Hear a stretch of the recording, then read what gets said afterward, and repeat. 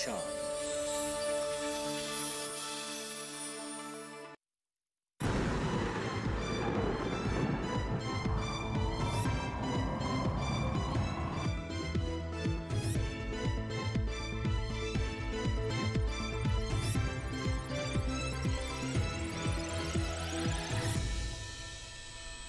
नमस्कार, मौसम खबर में आपका स्वागत है। आपके साथ मैं हूं अंटू सिंह।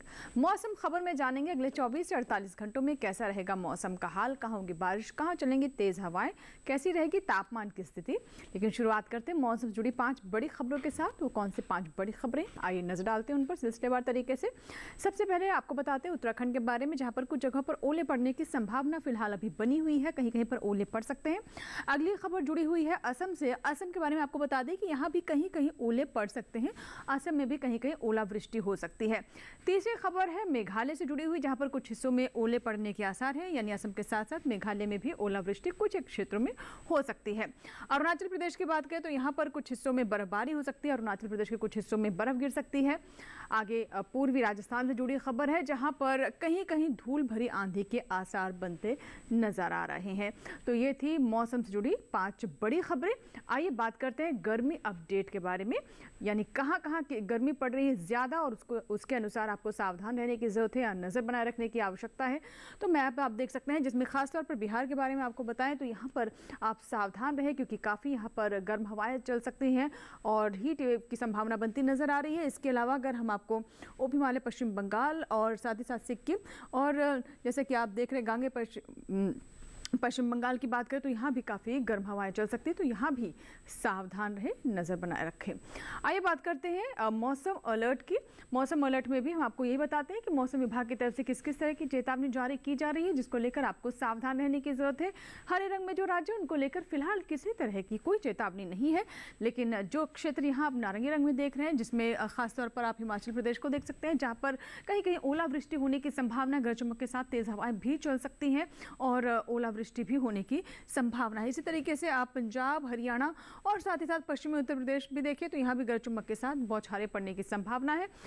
हिमाचल प्रदेश को लेकर सावधान रहें। और वहीं अगर हम पंजाब, हरियाणा, उत्तर प्रदेश, पश्चिमी उत्तर प्रदेश की बात करें तो नजर बनाए रखने की आवश्यकता है। इसी तरीके से पूर्वोत्तर के राज्य भी देख सकते हैं, अरुणाचल प्रदेश, असम, मेघालय, नागालैंड, मणिपुर, मिजोरम, त्रिपुरा, अरुणाचल प्रदेश में कहीं कहीं बर्फबारी भी हो सकती है।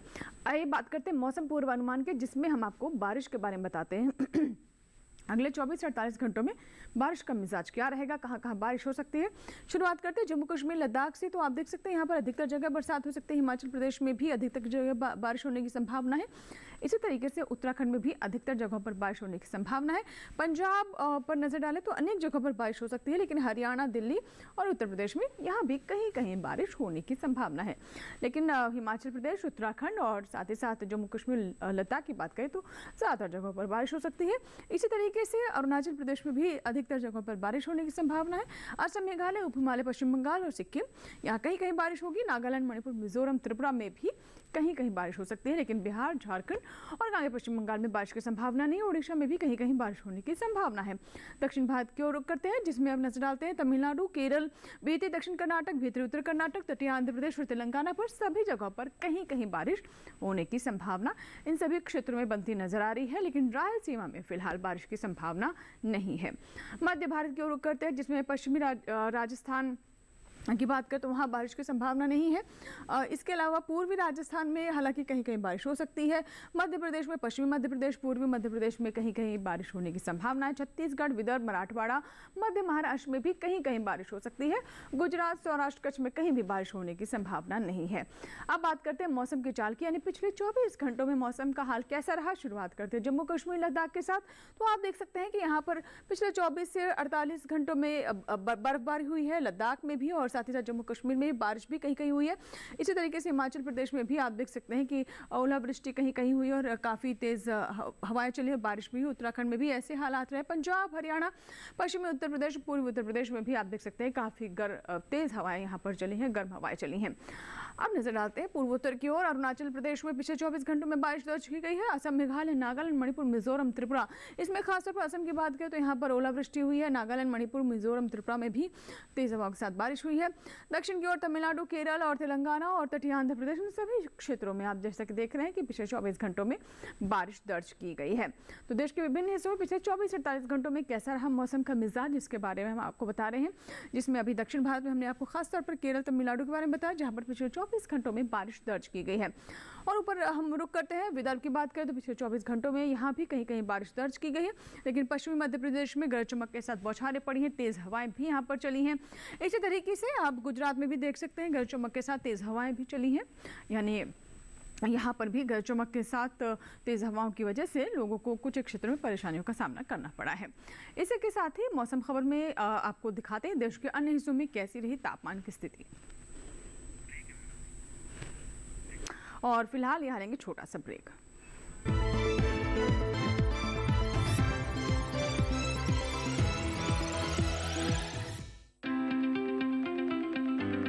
Cooking is a great way to bring people together.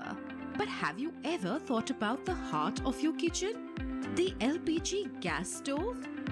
My LPG stove is the source of heat needed to cook my favorite meals.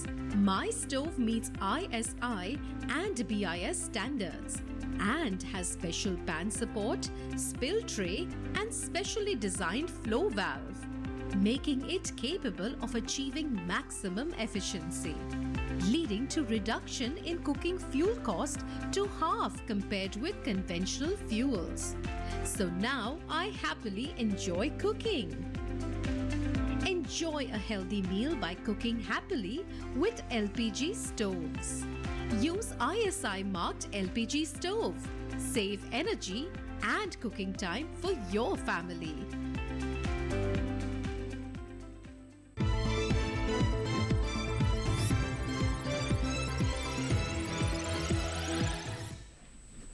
Break के बाद एक बार फिर आपका स्वागत है। आप देख रहे हैं मौसम खबर और मौसम खबर के इस भाग में हम बात करते हैं तापमान के हाल की, यानी अधिकतम और न्यूनतम तापमान की क्या स्थिति रही। सामान्य से कहाँ अधिकतम तापमान ऊपर गया, कहाँ नीचे रहा, और ऐसे ही न्यूनतम तापमान में भी हम आपको विस्तार से बताते हैं।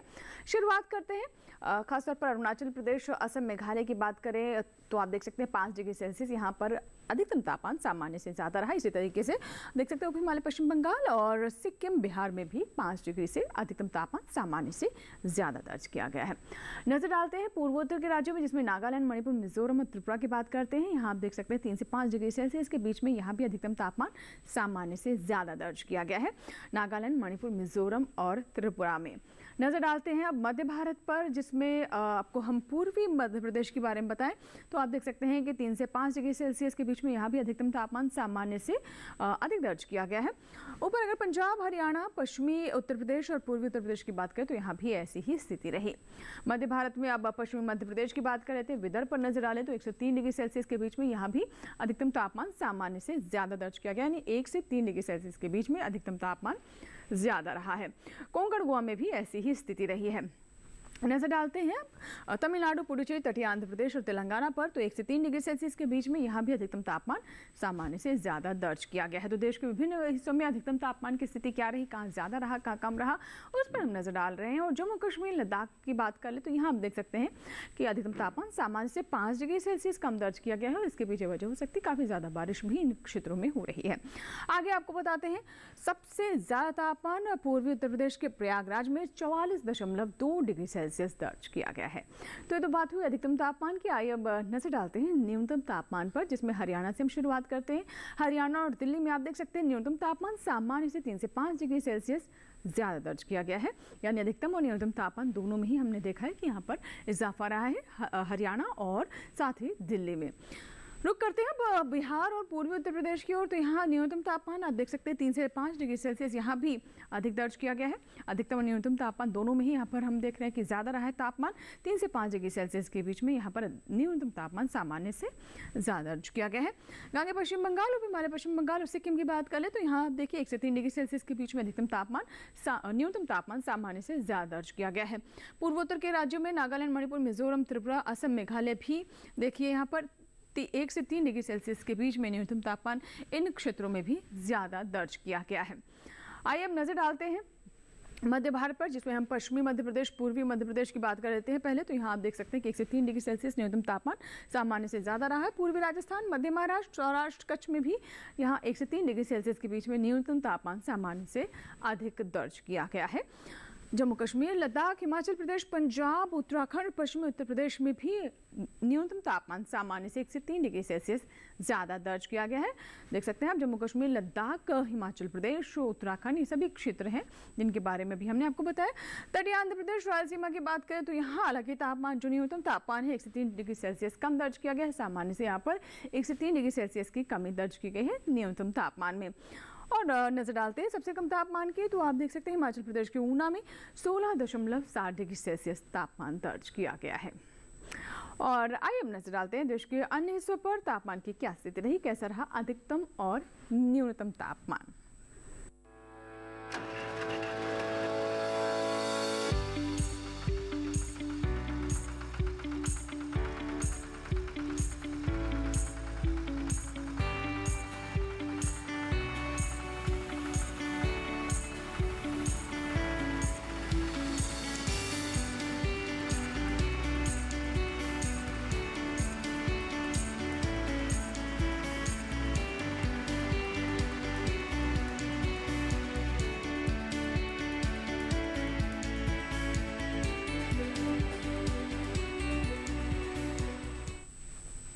और इसी के साथ ही मौसम खबर में यहाँ वक्त है छोटे से ब्रेक का, कहीं मत जाइएगा, देखते रहें मौसम खबर।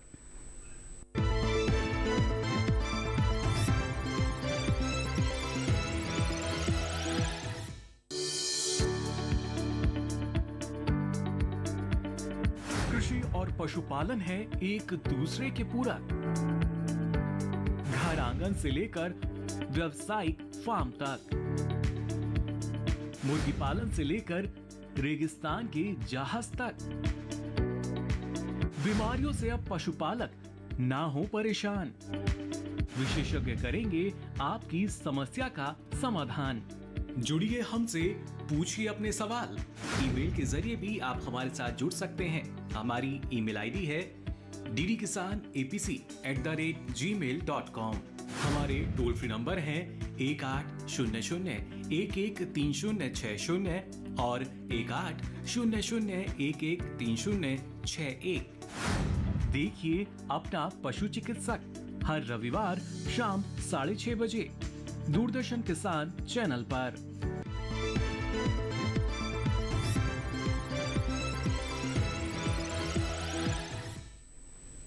ब्रेक के बाद एक बार फिर आपका स्वागत है। आप देख रहे हैं मौसम खबर, और मौसम खबर के इस भाग में जैसा कि आप जानते हैं बात करते हैं एयर क्वालिटी इंडेक्स की, यानी वायु गुणवत्ता की। तो देश के जो प्रमुख शहर हैं वहाँ की एयर क्वालिटी कैसी रही, नजर डालते हैं। सबसे पहले राजधानी दिल्ली पर, तो आप देख सकते हैं कि यहाँ पर 121 दर्ज की गई, जो कि फिलहाल संतोषजनक श्रेणी में बनी हुई है। राजधानी दिल्ली में वायु गुणवत्ता, पुणे में लगातार 160 पर है वायु गुणवत्ता, ये भी संतोषजनक कैटेगरी में है।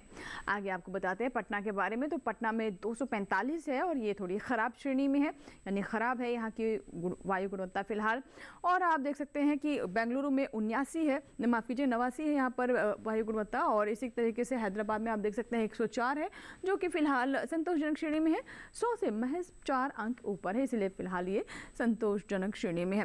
कोलकाता की भी देख सकते हैं आप, यहाँ पर वायु गुणवत्ता पहले से काफी बेहतर हुई है और ये अच्छे में आ गए हैं। मुंबई में आप देख सकते हैं कि मुंबई की वायु गुणवत्ता संतोषजनक श्रेणी में बनी, 120 है मुंबई के बाद। आइए अब आपको बताते हैं कि अहमदाबाद में वायु गुणवत्ता कैसी है, तो 117 है और ये भी फिलहाल संतोषजनक श्रेणी में बनी हुई है। तो ये थी वायु गुणवत्ता की बात। और आइए बात करते हैं पर्यटन स्थलों के मौसम पूर्वानुमान की, यानी देश के जो प्रिय मुख्य पर्यटन स्थल हैं वहाँ पर अगले 1 से 4 दिनों के बीच में कैसा रहेगा तापमान का हाल, मौसम का मिजाज क्या रहेगा। जम्मू कश्मीर के गुलमर्ग से शुरुआत करते हैं, तो गुरुवार और शुक्रवार को यहाँ आप देख सकते हैं बर्फबारी हो सकती है। शनिवार को हालांकि मौसम खुलेगा, अच्छी धूप रहेगी, लेकिन रविवार आते आते फिर से बादल छा सकते हैं। अधिकतम तापमान यहाँ पर 6 से 10 डिग्री सेल्सियस के बीच में ऊपर नीचे हो सकता है। न्यूनतम तापमान 1 से 2 डिग्री सेल्सियस के बीच में ही रहने की संभावना है। अब बात करते हैं उत्तराखंड के मसूरी की। तो गुरुवार और शुक्रवार को गरज चमक के साथ यहाँ पर बौछारें पड़ सकती हैं। शनिवार को हालांकि मौसम थोड़ा खुलेगा, लेकिन तब भी बादल छाए रहेंगे, धूप और छांव का खेल चलता रहेगा। फिर रविवार आते आते मौसम बिल्कुल क्लियर होगा। अधिकतम तापमान 22 से 25 डिग्री सेल्सियस के बीच रहने की संभावना है। न्यूनतम तापमान 7 से 8 डिग्री सेल्सियस। तो उत्तराखंड के मसूरी की स्थिति रहने वाली है अगले 4 दिनों में। अब बताते हैं आपको हिमाचल प्रदेश के शिमला के बारे में। तो गुरुवार और शुक्रवार को देख सकते हैं गरज चमक के साथ यहाँ भी बौछारें पड़ सकती है। शनिवार और रविवार को जैसे कि हिमाचल प्रदेश में हमने आपको बताया है कि बारिश हो रही है, और कुछ क्षेत्रों में जैसे कि हम दिखा रहे हैं कि शनिवार रविवार को भी बारिश होने की संभावना है। गुरुवार और शुक्रवार को गरज चमक के साथ बौछारें पड़ सकती है। अधिकतम तापमान 22 से 24 डिग्री सेल्सियस के बीच में रहेगा। न्यूनतम तापमान 10 से 13 डिग्री सेल्सियस के बीच में। उत्तर प्रदेश के प्रयागराज जाना चाहते हैं तो देखिए गर्मी यहाँ पर काफ़ी ज़्यादा पड़ रही है। गुरुवार को भी काफ़ी ज़्यादा यहाँ पर गर्मी रहेगी। 43 डिग्री सेल्सियस यहाँ पर तापमान पहुँच सकता है। हालांकि शुक्रवार आते आते थोड़ी सी यहाँ पर राहत मिलेगी और 43 से 41 डिग्री सेल्सियस। शनिवार आते आते बारिश होने की संभावना है। गर्मी से कुछ राहत की उम्मीद कर सकते हैं, लेकिन रविवार के बाद से फिर आप देख सकते हैं रविवार से फिर से गर्मी बढ़ने की स्थिति बन रही है, क्योंकि धूप खिली रहेगी। राजस्थान के उदयपुर जाना चाहते हैं तो 4 दिन काफ़ी चटक धूप रहेगी। अधिकतम तापमान 38 डिग्री सेल्सियस, न्यूनतम तापमान 21 से 22 डिग्री सेल्सियस यहाँ पर रहने की संभावना है राजस्थान के उदयपुर में। तो शुक्रवार देख सकते हैं शुक्रवार शनिवार रविवार तीनों ही दिन यहाँ पर काफ़ी मौसम गर्म रह सकता है। अधिकतम तापमान देख रहे हैं 38 डिग्री सेल्सियस से कांस्टेंट चारों ही दिन, और काफ़ी चटक धूप यहाँ पर रहने की संभावना है। आगे आपको पश्चिम बंगाल के दार्जिलिंग के बारे में बता देते हैं। तो गुरुवार को यहाँ पर बादल छाए रहेंगे, लेकिन शुक्रवार को गरज चमक के साथ बौछारें पड़ सकती है। शनिवार और रविवार को अच्छी बारिश होने की संभावना है। अधिकतम तापमान 20 से 23 डिग्री सेल्सियस के बीच में ऊपर नीचे हो सकता है। न्यूनतम तापमान इसी तरीके से 13 से 14 डिग्री सेल्सियस के बीच में ही रह सकता है अगले 4 दिनों में। तो पश्चिम बंगाल के दार्जिलिंग की स्थिति है। और अब बात करते हैं बिहार के गया की, जहां गुरुवार को यहाँ पर काफ़ी देख सकते हैं 44 डिग्री तापमान पहुँच सकता है। काफ़ी गर्मी हो सकती है, हीट वेव की स्थिति बन रही है। तो बिल्कुल सावधान रहें, बहुत ज़्यादा ज़रूरत ना हो तो घर से बाहर ना निकले, समय समय पर हाइड्रेट करते रहें अपने आप को। शुक्रवार शनिवार रविवार को आप देख सकते हैं कि तापमान 1-2 डिग्री यहाँ पर कम होगा, लेकिन फिर भी काफ़ी गर्मी रहेगी। बादल ज़रूर छाए रहेंगे, लेकिन चारों ही दिन काफ़ी गर्म रहने वाले हैं। अब बात करते हैं त्रिपुरा के अगरतला की, जहां पर गुरुवार को आप देख सकते हैं फॉगर मिस्ट की स्थिति रह सकती है, लेकिन शुक्रवार शनिवार रविवार को अच्छी बारिश हो सकती है। अधिकतम तापमान यहां 33 से 36 डिग्री सेल्सियस, न्यूनतम तापमान 25 से 27 डिग्री सेल्सियस रहने की संभावना है त्रिपुरा में। त्रिपुरा के अगरतला में आप देख सकते हैं कि कैसी स्थिति रहेगी अगले 4 दिनों में। तो हम बात करें देश के विभिन्न हिस्सों में जो पर्यटन स्थल है वहाँ पर स्थिति क्या रहने वाली है मौसम की, और इसी में मध्य प्रदेश के चित्रकूट की बात कर लेते हैं। गुरुवार और शुक्रवार को यहाँ भी आप देख सकते हैं गुरुवार को काफ़ी गर्मी रहेगी, 42 डिग्री तक तापमान जा सकता है, लेकिन बादल छाए रहेंगे। शनिवार रविवार को मौसम काफ़ी साफ रहेगा, चटक धूप रहेगी, काफ़ी गर्मी यहाँ पर आपको महसूस हो सकती है। अधिकतम तापमान 41 से 22 डिग्री सेल्सियस के बीच में ही रहेगा। न्यूनतम तापमान 22 से 23 डिग्री सेल्सियस, यानी चारों ही दिन गर्मी के लिहाज से काफ़ी यहाँ पर देख सकते हैं कि स्थिति गंभीर हो सकती है। तो ये तो बात हुई कि पर्यटन स्थलों में मौसम की स्थिति क्या रहेगी, बढ़ते आगे। और अब बात करते हैं खेती किसानी की, जिसमें हम आपको बताते हैं कि हमारे किसान मौसम के अनुसार उनके क्षेत्र में लगने वाली फसलों को देखते हुए कौन कौन सी वैज्ञानिक सलाह है जिनका ध्यान रखें, वैज्ञानिक बातें हैं कृषि से जुड़ी हुई जिन्हें वो अपना सकते हैं ताकि अच्छी फसल प्राप्त हो सके। तो खेती किसानी में आज हम किन क्षेत्रों के बारे में आपको बता रहे हैं, आइए डालते नजर।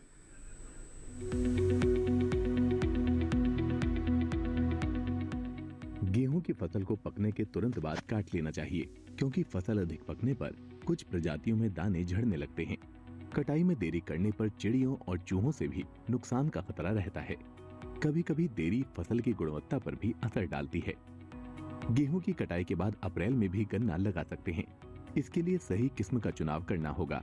जिन खेतों से गन्ने का बीज लेना है उनमें बीज लेने से 1 हफ्ता पहले सिंचाई कर दें। वहीं जिन किसानों ने फरवरी में बसंतकालीन गन्ना लगाया है वो नाइट्रोजन की दूसरी किस्त दे दें। साथ ही खेत में खाली जगहों को पोरियों से या नर्सरी में उगाए गए पौधों से भर दें। चना, मसूर और खेसारी की फसल में अगर पत्तियां पीली या भूरी पड़ गई हैं, फलियां और फली के अंदर दाना भी पीला पड़ गया है तो उनकी कटाई कर लें। कटाई के समय दाने में नमी की मात्रा 15% से कम होनी चाहिए। पके हुए दानों को दांतों तले दबाकर तोड़ने से अगर कट की आवाज आए तो समझ लें कि फसल पक गई है। मूंग और उड़द की पिछले माह बोई गई फसल में 25 से 30 दिन बाद पहली सिंचाई करें। अप्रैल के दौरान कुछ जगहों पर सरसों, अलसी और कुसुम की मड़ाई होती है। जब 75% फलियां सुनहरे रंग की हो जाएं, तो फसल को काट कर, सुखाकर और मड़ाई करके बीज अलग कर लेना चाहिए। सूरजमुखी में उर्वरक का प्रयोग मृदा परीक्षण के आधार पर करना चाहिए। वहीं अगर राई और मटर के बाद ग्रीष्मकालीन मूंगफली की फसल ले रहे हैं, तो बुआई से पहले 100 क्विंटल प्रति हेक्टेयर की दर से गोबर की खाद डाल देनी चाहिए। ग्रीष्मकालीन मक्का में निराई गुड़ाई का बहुत ज्यादा महत्व है। इससे खरपतवार नियंत्रण में मदद मिलती है और खेत में ऑक्सीजन का संचार भी होता है। पहली निराई जमाव के 15 से 20 दिन के बाद कर देनी चाहिए। दूसरी निराई 35 से 40 दिन बाद होगी।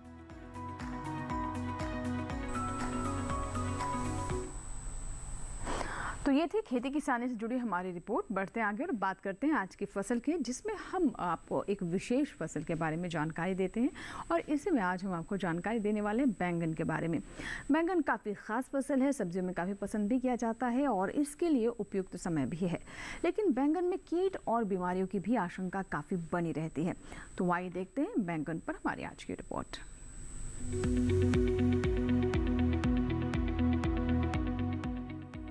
वैसे तो बरसात की जलवायु बैंगन के लिए सबसे उपयुक्त है, लेकिन शीतकालीन और ग्रीष्मकालीन बैंगन भी उगाए जाते हैं।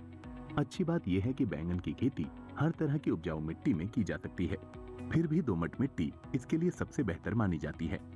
बैंगन की रोपाई करने से पहले खेतों को अच्छी तरह तैयार कर लें। रोपाई करते समय पौध से पौध की दूरी 60 सेंटीमीटर और कतार से कतार की दूरी 60 से 75 सेंटीमीटर रखें। किस्म का चुनाव करते समय सावधानी बरतने की जरूरत है। किसान अपने इलाके और जलवायु के हिसाब से ही किस्म का चुनाव करें। खेत तैयार करते समय 200 से 250 क्विंटल गोबर की खाद या कंपोस्ट खाद प्रति हेक्टेयर की दर से डालें। साथ ही 100 किलो नाइट्रोजन, 80 किलो फास्फोरस और 80 किलो पोटाश दें। फल आना शुरू हो तब भी उर्वरकों की कुछ मात्रा डाल दें। जहाँ तक सिंचाई की बात है तो इसमें जरूरत के हिसाब से पानी दिया जाता है। खरपतवार नियंत्रण के लिए स्टाम्प दवा की 3.5 लीटर मात्रा को 1000 लीटर पानी में मिलाकर छिड़कें। इतनी दवा 1 हेक्टेयर रकबे के लिए काफी रहेगी। दवा के छिड़काव के बाद तुरंत सिंचाई कर दें।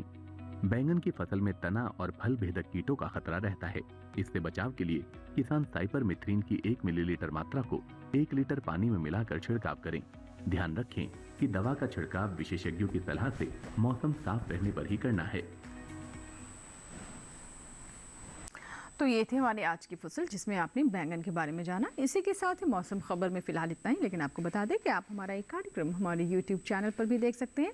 टेलीविजन स्क्रीन पर दिखाया जा रहा है, इस QR कोड को स्कैन करें या फिर @DD किसान चैनल, जो कि हमारा YouTube ID है, इसे भी आप YouTube पर जाकर सर्च कर सकते हैं। उम्मीद करते हैं मौसम खबर से हमारे किसानों को मदद हो रही होगी। मौसम का ताज़ा हाल और कृषि सलाह लेकर फिर होंगे हाजिर। आप बने रहें दूरदर्शन किसान के साथ। नमस्कार।